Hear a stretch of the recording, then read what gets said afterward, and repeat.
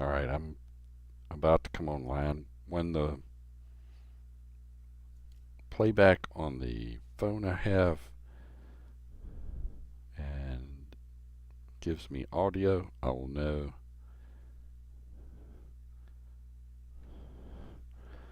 that we are online.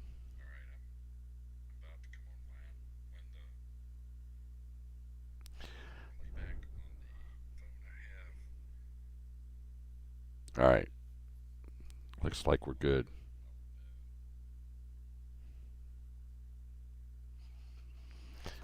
Okay,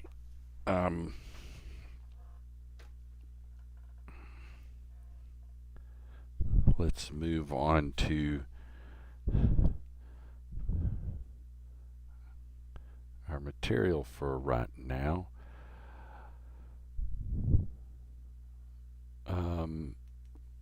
First of all, we have an issue.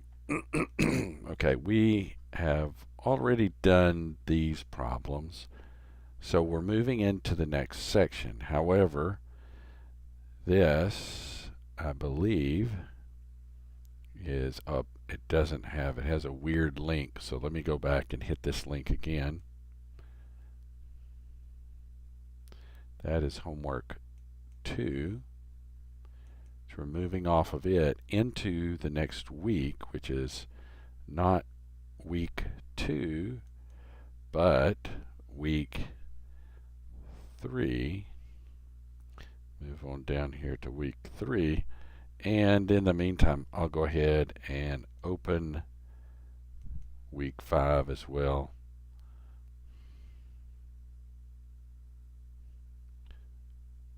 So we go here. Now, the issue is I'm going to assume you've already watched video 1, 2, and 3 because those 3 explain this. If you haven't, then you're kind of out of luck because I'm going to just start working one of these problems based upon that. And if you don't understand, you can look back at this video later. So let's take a look at this one. I may just do one because, and pick up maybe a live stream, extra live stream later. Let's take a look at this problem, which might be more informative. This one or this one. Actually, these two have the same picture, but let's just start here. It says determine the magnitude and coordinate direction angles of the resulting force. Sketch this vector on the coordinate system. Okay, so what you have is you have two forces, F1 and F2. So what I'm going to do, grab this thing, drop it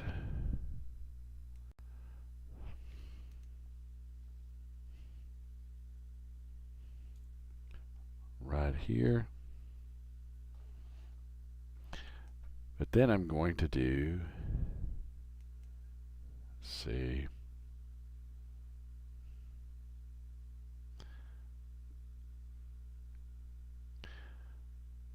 I'm not sure if I'm going to load, and I'm not sure where I'm at in this. This may be too far. This may be the section ahead. This is chapter 3. Let's see, do I have 2 listed here? Let's see.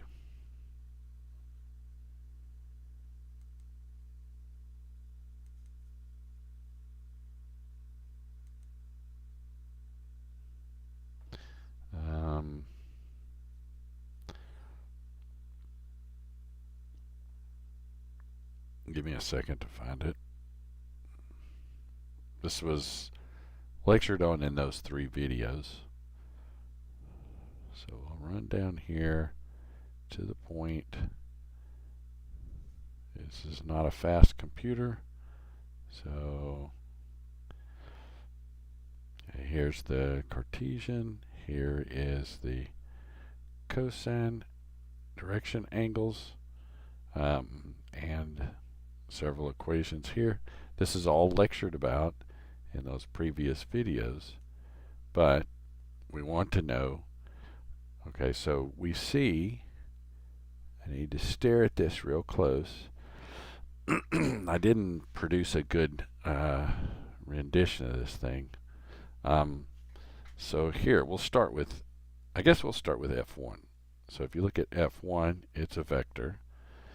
It's the magnitude, we'll just call it 400, times cosine of alpha I plus 400 cosine. Now, I want to make sure that I am following the procedure, and let's take a real close look here. Alpha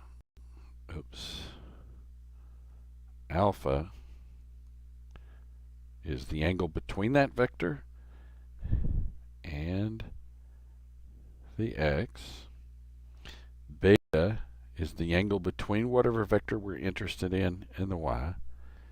And gamma is the angle between the vector we're interested in and the z. So that is talked about in those lectures. So beta j plus 400 cosine gamma k. Now we have to identify those, okay? It takes a few minutes to figure this out, but the first thing is it's kind of a pixelated drawing, and he draws that 45 degrees between that vector and here. So that's easy enough. So this becomes 45 degrees. This is easy enough because it looks just like it's 60. However, he's giving me the angle with respect to the negative z, not with respect to the positive z. But if I pulled this and drew it all the way back around, it's 180 degrees. So if I want to know this angle, it's 180 minus that 60, and I think that's 120. So we have to be mindful that sometimes he goofs with our heads here. So I do not have MATLAB on this machine. Do I have Octave? I apparently have Octave.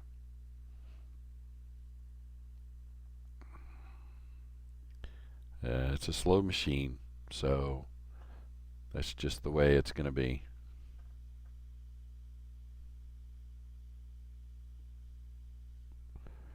Here we go. Sorry, I looked away there for a second.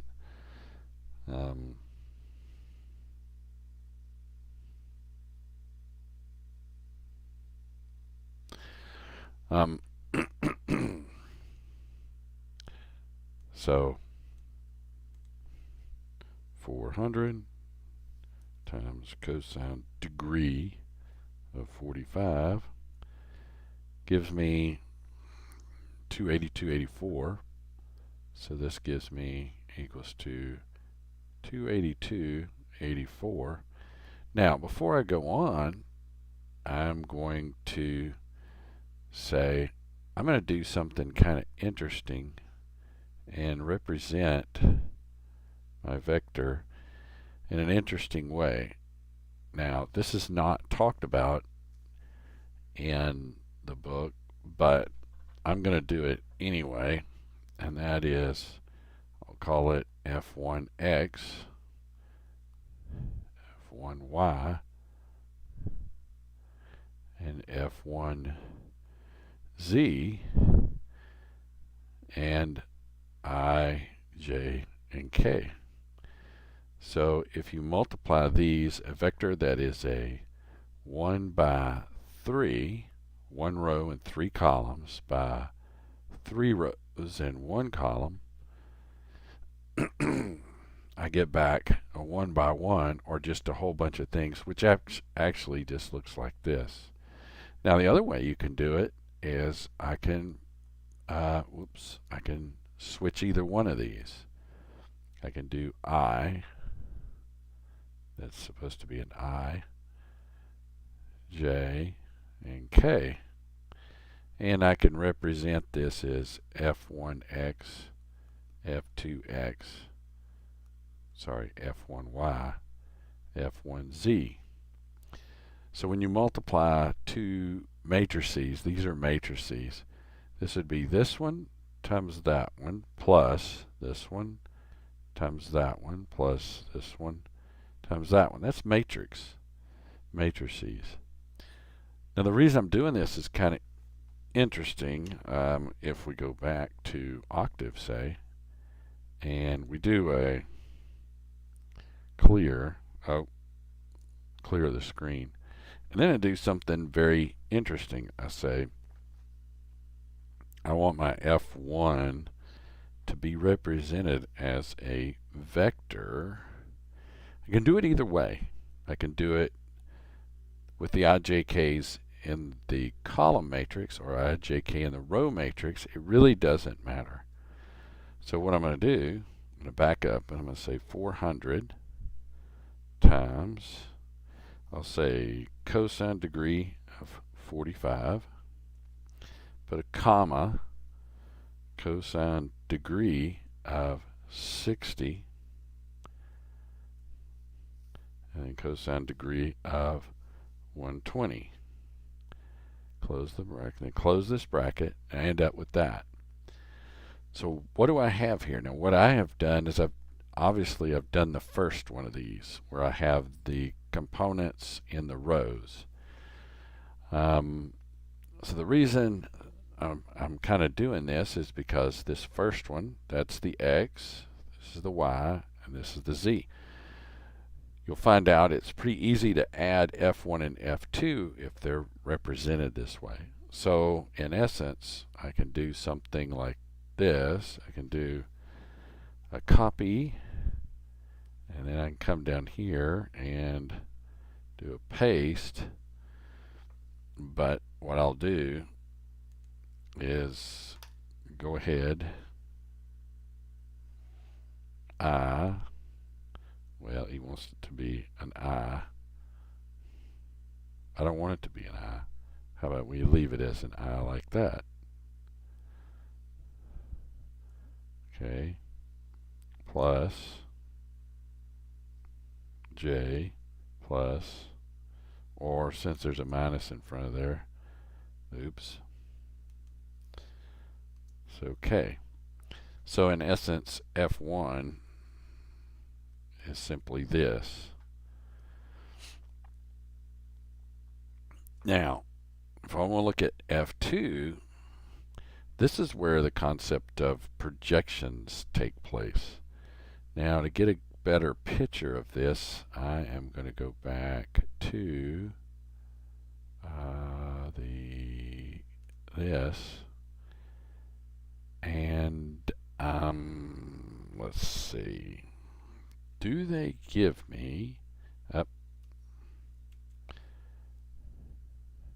okay, he does. He gives me the choice of a freeform snip. So what I'm going to do is use my pen. Go ahead and pick this up.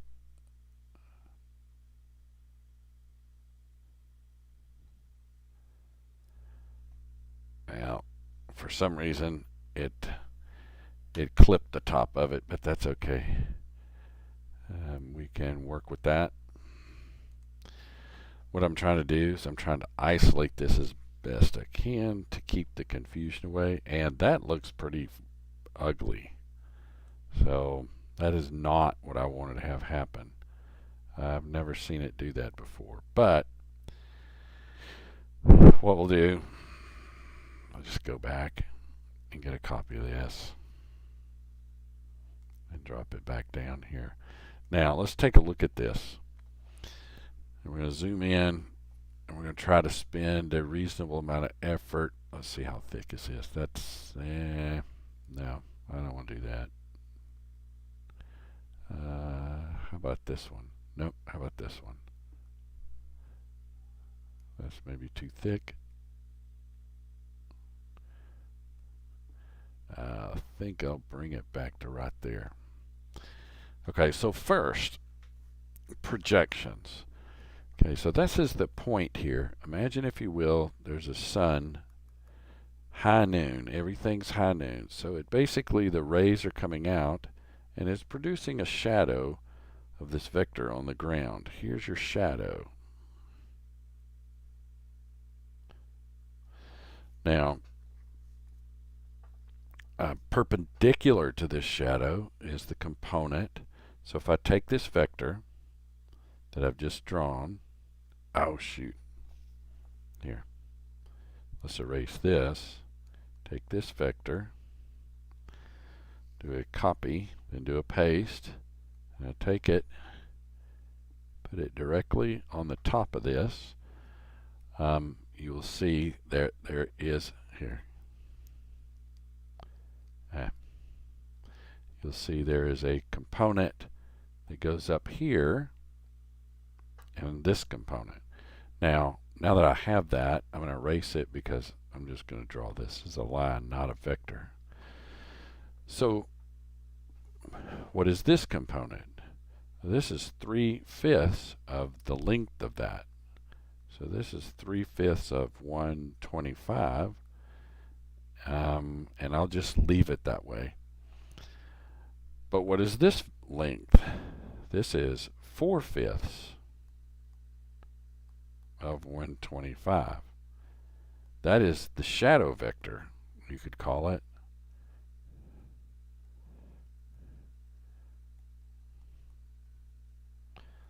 Once it's shadowed there, what you'll notice is, and this is something he does in the book, this is a lighter shade of blue right here, and this is a darker shade of blue, indicating that they are to be thought of as being different triangular planes, or triangles which happen to be planes. Now that you have this, you can go in and say to yourself, hey, let's see if I can find, that's too close to that color here.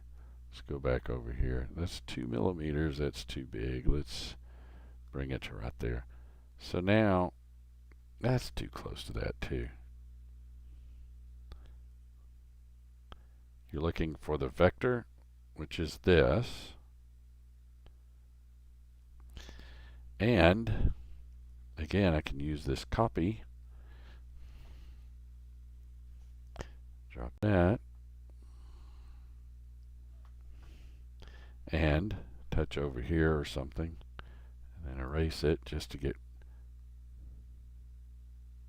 I have a component that's along this side. Now I'll erase that and turn it from a vector just to a straight line. So I've created a rectangle, if you will, in which the green vector sitting here can be broken into components right along here and along here. Now this is a shadow vector that you're looking at the length of. That length of that vector, I mean, if you really are a numbers kind of person and you have to have numbers, we'll give you numbers here. First number I'm going to give you first is 3 divided by 5 times 125. That'll give you 75 up here. That's the length of this. 4 times 5.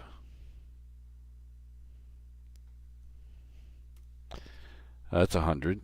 So this vector length, this shadow length vector, is size 100. That is 100 long.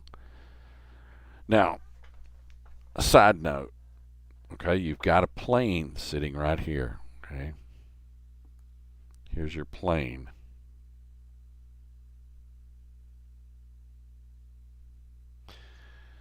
If you look at this plane and you say to yourself, hey, I want to make sure that I understand this. This vector, 125, actually, let me reduce that. Okay. So this vector in the center, 125. Hello, computer. All right. Which is the length right here, should be equal to this squared and that squared. So that should be equal to 75 squared plus 100 squared. Is it? Let's just double check just to make sure. 125 squared is whatever that number is. 75 squared plus 100 squared happens to be the same exact number. So in fact, you know, I feel comfortable that we've satisfied that this side of the triangle, I mean this side, not of the triangle, but of that square, this side squared is equal to that squared.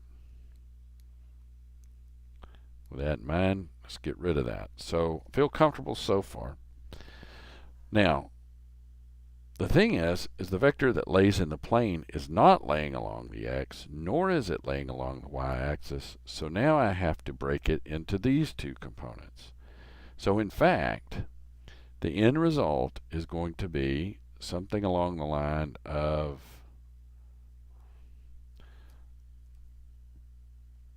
the vector f2 is going to be, and I'm just going to draw things, is going to be something times I plus something times j plus something times k.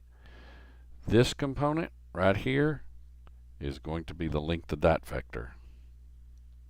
This component right here is going to be the length of that vector. However, it is pointing in the minus y direction.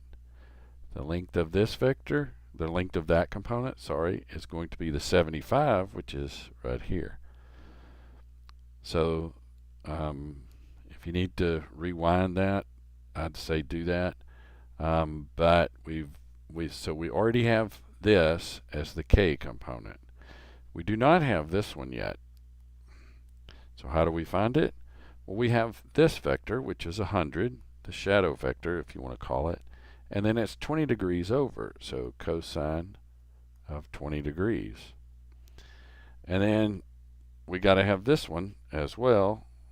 This one's going in the minus y direction. It's basically 100 times sine of 20 degrees.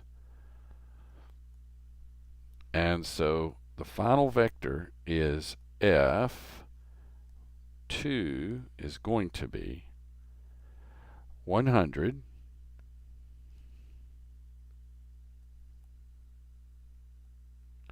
cosine of 20 degrees I, and I'm going to put them under this. The next part is going in the minus direction right here, and it is 100 sine of 20j, and then you just copy the k. So I should be able to come straight up here. Now I've already have F1. If I go back and type F and 1, I should get those. So now I'm going to do F2. I'm going to break it into its components using the square bracket. And I'm going to do 100 times cosine in degrees of 20 with a comma minus 100 times sine in degree of 20 and then comma 75. Square bracket turns it back into a vector. Now there's some things in here, so let's look at F1. Let's look at F2. Now there's a thing called the norm. Let's see what F1, the norm of F1 would be. Interesting. What's the norm of F2? It's a way to check. Take a look at what these are telling us. The first one says it's 400. That's the length of that vector. The second one says 125. That's the length of that vector. if in fact you had goofed a little bit along the way when you type in the norm. Like for example, let's say I did a F2 and I just so happened to type in by mistake 77 instead of 75. Then I went back and looked at the norm of F2. You'll see the vector actually is 126.21 units long. So I've made a mistake. If I go back and fix it, go back, hit the norm, you'll see it's 125. So straight up, we've got both of these. Now, I can go now and list them the way I would, say, on a board. F1 is equal to 282.84 I plus 200 J minus 200 K, and then right underneath it I would say F2 is equal to, I don't have my numbers, 93.97 I minus 34.2. Was that what it was? 34.2. And the next one was 75. J plus 75 K. Now, just simply add them. Add this and this, then add this to this, and then add this one to this one.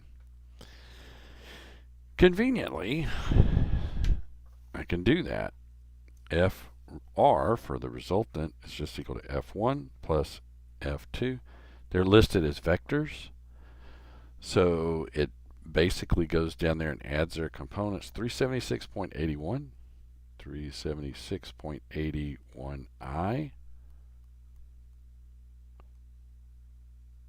the resultant vector, and 165.8, no, yes, 165.8 J, and minus 125 K. So there's your resultant. If we want to check, we can go in. I think, if I'm not mistaken, I may have intended to, but I may not have. Okay. So he wants the answer in the resultant and the angle with respect to each of the axes. So how do you do that? Well, that's actually not that hard. Okay, let's look back at the text here. And what you'll notice, look at it for a while here, and you'll notice something interesting. You'll notice a thing called a u-vector, in which it is the vector A divided by its magnitude. So what you find out is you end up with a unit vector, say the length of A was 200. Then the unit vector would be a vector that sits pointing in this direction, but its length is 1. This is critical. Why is it critical? Once you've unitized this vector, it turns out the unit vector, the unit vector itself, its components become this. This is the unit vector. So how do you get there? Actually, it's pretty simple. MATLAB or Octave can get you there in a couple of commands. Again, all this is covered in those previous lectures, but now I want to take a vector and unitize it. Okay, let's go back over here. Oops, what did I just do? I pushed the wrong button. I want to push, That's not where I wanted to go. There's where I wanted to go. So I want to take this FR. The first thing I want to do is I want to find the magnitude of FR. How do you do that? Well, you can take the square root of the squares of that component, and that component. What you'll end up with, okay, let me put myself back there and then go over to here, is you'll end up with the norm. Norm of FR becomes 430.23. And again, what is it? It's a square root of 376.8 1 squared plus 165.8 squared plus 125 squared. Minus sign doesn't matter because you square it, it becomes positive. You take the square root of that, that's the norm. Now how do I create a unit vector that points in the same exact direction as FR? Here's a unit vector that's pointing in the exact same direction. I take FR and I divide it by 430.23. Once I do that, I have a unit vector. If you want to see the proof of that, let's do that. U FR is equal to FR divided by the norm of FR. I think I got all that right. So you get these components, which all of them are going to be less than 1, less than or equal to 1.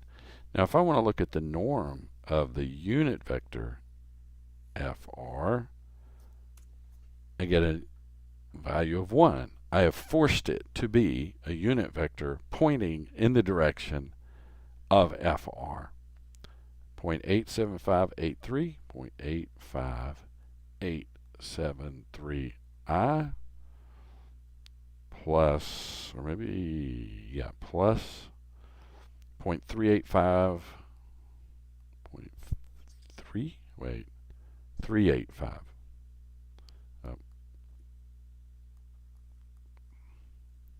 Then I forgot 37J. Then it's going to be a minus because this one's a minus. 0.29054K. There we go. Now that I got the unit vector, okay, first let's check. If we look at this, you'll see it's 430. So you know, without the 0.23, we're right there. A lot of times in the book and solutions, they'll drop digits. So how do I get those values? Well, if you look back to this, a unit vector in the FR direction is really, if you look back in the book, okay, right here, you'll realize they are actually the cosine, and the cosine. Now there is a restriction here, and this is interesting, that you cosine squared it, you got 1. Well, that makes sense because it became the unit vector. And if you're finding the norm of this vector, it has to be 1. Why? Because you made it 1.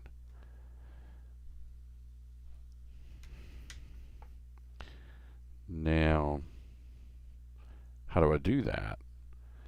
Well, one way, okay, so what you'll have is cosine alpha j, cosine alpha I, cosine beta j, plus cosine gamma k. So these have to be, you know, you have to do the arc cosines to get these. Well, guess what? You got really interesting advantage if you decide to use Octave or MATLAB or whatever. So you can do arc, cosine, well, my answer in degrees, and I'll just do UFR. And what does it pop out? It pops out 28 degrees, 28.87. So, okay, alpha is equal to 28.87.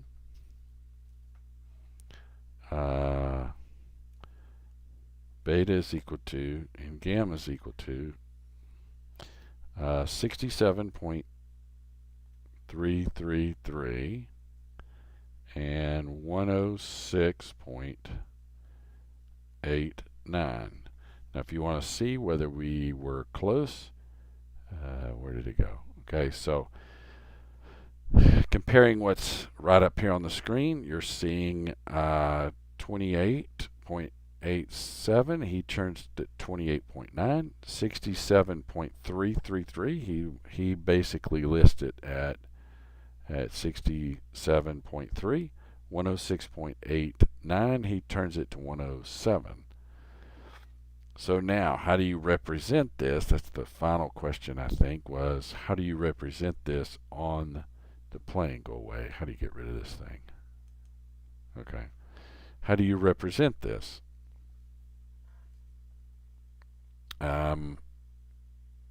Let's, I don't want to necessarily copy, but I will try to do a reasonable representation. This is the X.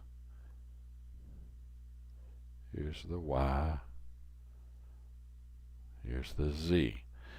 I'm not going to match the length, but, okay, a vector that is alpha, beta, and gamma. I'm going to start with the gamma because it's greater than 90. So that means if I drew, I might erase what I'm about to draw, but I'm going to draw a kind of a box or a line down here. And then I'm going to say alpha is 28. It may be harder to do this than just draw it. Let me just draw it based upon its components. And that, here, I'll do it this way.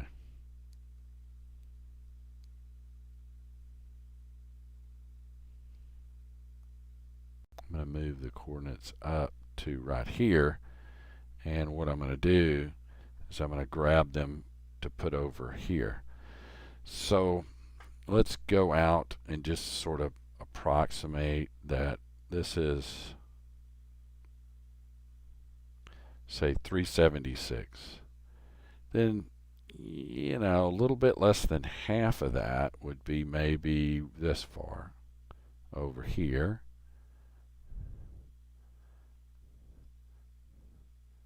And then you go down 125, which is a little bit less than even that. So let's go down, so about right here. Now what I'll do, I'm not this great with this. Here, I'll zoom in on it. Let me zoom in. And then here, I might try to clean this. Well, I might just go with it. Copy it. Touch it right there on the base. Then copy this one. Oops, wrong button. Up. Pretty ugly looking.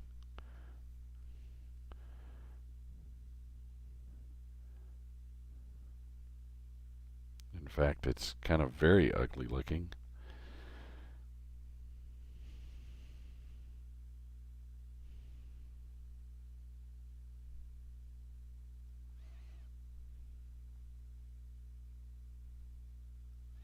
So this is very ugly. It's just hideously ugly. But here's your vector.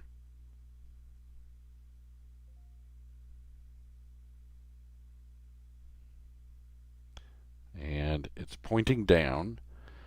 So let's take a look at it from this standpoint, this angle right here is the 106 or 107, goes to the plane and then below it, meaning the vector is dropped below the xy plane. And this one is, this angle is the beta. This is the alpha, this is the beta, and this is the gamma. I have already forgotten. So alpha was 28 degrees. This one looks a little larger. It's 67 degrees. And so that's pretty much it.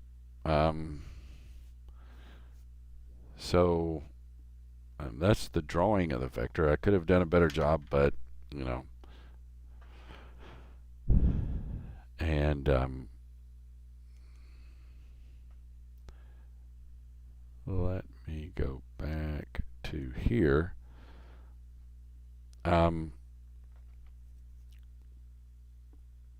Now, I could go on and more through this, but I think what you'll find is there's a lot of repetition here. And so this one has less complexity because the angles are directly related. I'm going to give you a couple. I'm saying I'm going to come back and work these later. So I'm going to drop the stream in a minute. But what I'm saying is this actually is, this angle 45 is the angle between the x and there. He's drawing the angle between the y and there, and he's drawing the angle between the z and here. And the two blue triangles are pretty straightforward, just like what we saw before. Just think of it as being a shadow or a projection, same word, same meaning.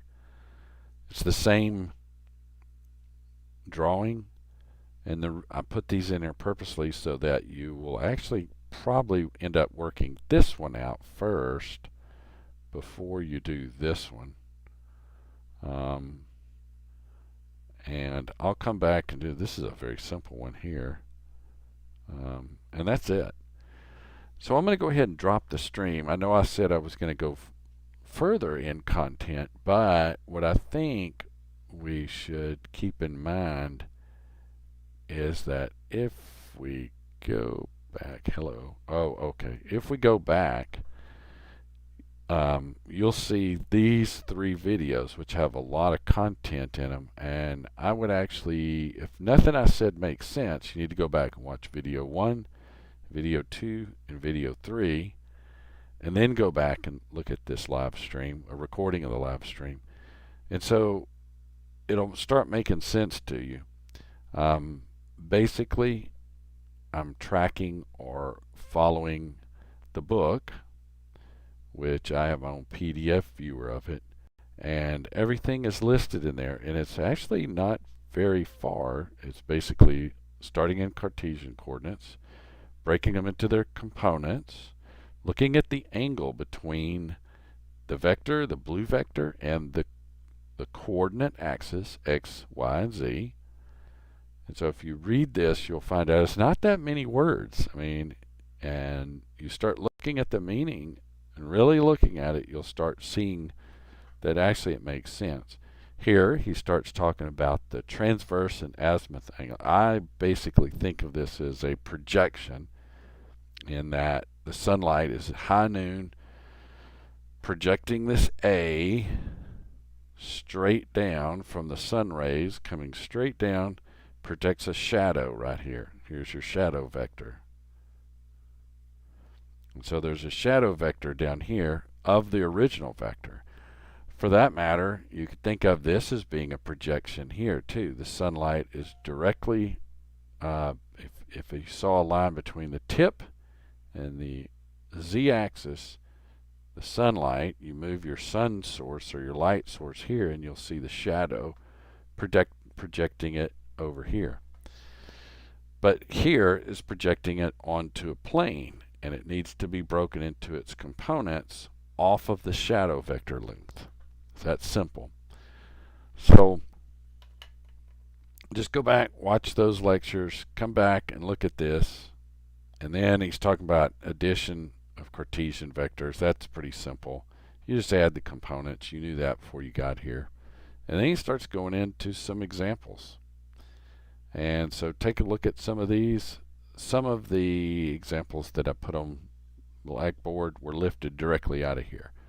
So I'm going to call it good.